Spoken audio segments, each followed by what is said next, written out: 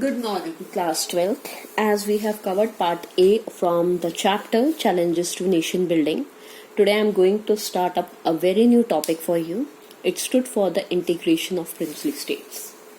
Remember, there were three major challenges faced at that time by India, and we are not discussing the challenges, we are discussing the problems. अभी मैं उस topic के ऊपर ध्यान नहीं दूंगी, मैं अपने टॉपिक के ऊपर आऊंगी. When I talk about integration of princely states, तो बेटा ये जानने की बहुत ज़्यादा ज़रूरत है कि India, which was being ruled by Britishers, was not at all united even at that time. It at that time also consists of two major regions. आपको यहाँ नजर आ रहा होगा, before independence, there India was divided into two parts. One were referred to as the British Indian provinces. The other were referred to as the princely states. जब हम British Indian provinces की बात करते हैं, those were the provinces which were directly under the control of British rule. Whereas जब हम princely states की बात करते हैं, तो these states were those who has accepted the paramountcy, अध्यक्षता, superior authority. कुछ princely states ने पैरामाउंटसी को, ब्रिटिश सुप्रीमेसी को अडेप्ट कर लिया था with the condition that British administration will not interfere in the internal matters of these princely states.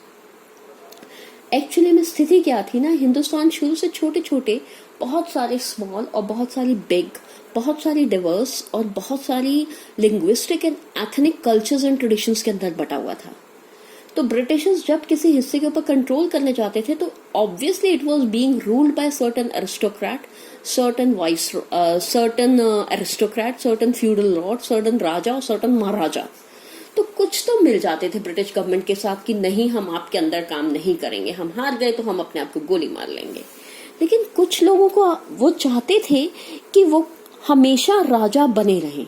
Britishers कहते थे ठीक है, तुम रूल करते रहो, हमें इतने टैक्सेस देते रहो, हमारी ये डिमांड्स पूरी करते रहो, हमें एक्सटर्नल रिलेशंस मैनेज करने दो, हमें रॉ मटेरियल भेजने दो, हमें तुम्हारे देश से व्यापार करने दो, तुम्हारे देश को जितना हम चाहते हैं उतना निचोड़ सके, बदले में हम तुम्हें इतने पैसे देते रहेंगे, तुम जनता के ऊपर राज करते रहना. We are not interested in ruling over the people, we are only interested in doing our business. So we will be minding our business, you rule like that. So princely states were accepted the paramountcy of the British rule as well as the suzerainty of the British crown. कि British crown की सरगना के अंदर, की अध्यक्षता के अंदर हम आते हैं. कहने के लिए लगता है कि मैम इससे क्या फर्क पड़ता है. फर्क सिर्फ इतना पड़ता है कि बेटा द ब्रिटिश इंडियन एम्पायर जो कि पैरामाउंटसी को अडॉप्ट कर रही थी, वो उस समय छोटी बड़ी सारी रियासतें मिलाकर, प्रोविंसेस मिलाकर, it was 1/3 of the Indian land in which 1/4 of the Indian population resides. हर 4 में से एक व्यक्ति इन प्रिंसली स्टेट्स के अंदर रहता था. और लैंड के मामले में 2/3 हिस्सा, 60 to 66% या 65% was under the British Crown. Rest were in the hands of Indian provinces, Indian rulers, whether they were big or small, but they were under the paramountcy. ऐसी सिचुएशन के अंदर हम कहते हैं प्रॉब्लम का जन्म क्या हुआ. प्रॉब्लम सेकेंड वर्ल्ड वॉर हुआ.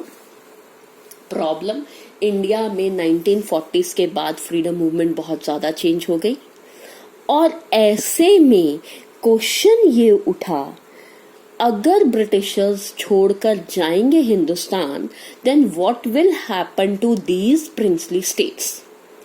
Obviously, when British India will leave this India, their paramountcy will also lapsed, will came to an end. And at that time, this paramountcy was adopted by 565 Indian rulers. छोटे बड़े की बात नहीं करेंगे हम. Odisha itself में 80 देश थे, मतलब अपने आप को राज्य कहते थे. यूपी की तो मात्राएं मत पूछिए, हर 10 कदम की दूरी पर वो अपना आप को राजा महाराजा समझने लग जाते थे. And they all will become independent. Question comes, जब ये लोग पैरामाउंटसी में थे ब्रिटिश क्राउन की, तो इन्होंने पूछा कि हम क्या करेंगे भाई आपके जाने के बाद। तो इन्हें कहा देखिए जी आपके तो पास तो 4 ऑप्शन है, आप इन चारों ऑप्शन में से कुछ भी अपना लीजिए, इससे हमारा कोई भी लेना देना नहीं है। जस्ट अ सेक गाइस, इससे हमारा कोई भी लेना देना नहीं है। नंबर 1, आप इंडिपेंडेंट रहिए, there is no need for you guys to meet Indian government. Hindustan का गवर्नमेंट अपना देश चलाता रहेगा, आप अपना देश चलाते रहिए। नंबर 2, आप पाकिस्तान के साथ में जाके मिल जाइए, मोहम्मद अली जिन्ना से हाथ मिला लीजिए कि वो आपको संरक्षण दे, अब आप उसकी पैरामाउंट से कर लीजिए। अगर आपको लगता है कि नहीं आप हिंदू राज्य हैं तो you can join India, that is your completely choice. या आप अपनी पावर जो है वो कॉमन मासेस को दे दीजिए, जिसके लिए मैक्सिमम प्रिंसली स्टेट्स अगेंस्ट थे।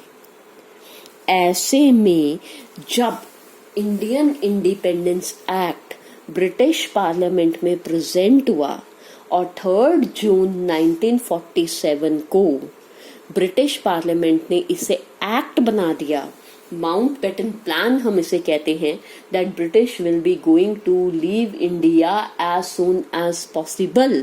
तो अगले ही दिन सबसे पहले the ruler of Travancore, Travancore is an old name of Kerala. It decided that it will have its own independence. It will be not going to merge with India or Pakistan. It will remain independent. थोड़े दिनों के बाद, the very next day, the Nizams were considered to be the richest person of the world at that time. They openly said that obviously we are also with you. We are not going to be with India as long as we are alive, और हम बिल्कुल मना करते हैं। Similarly, third persons were the Nawabs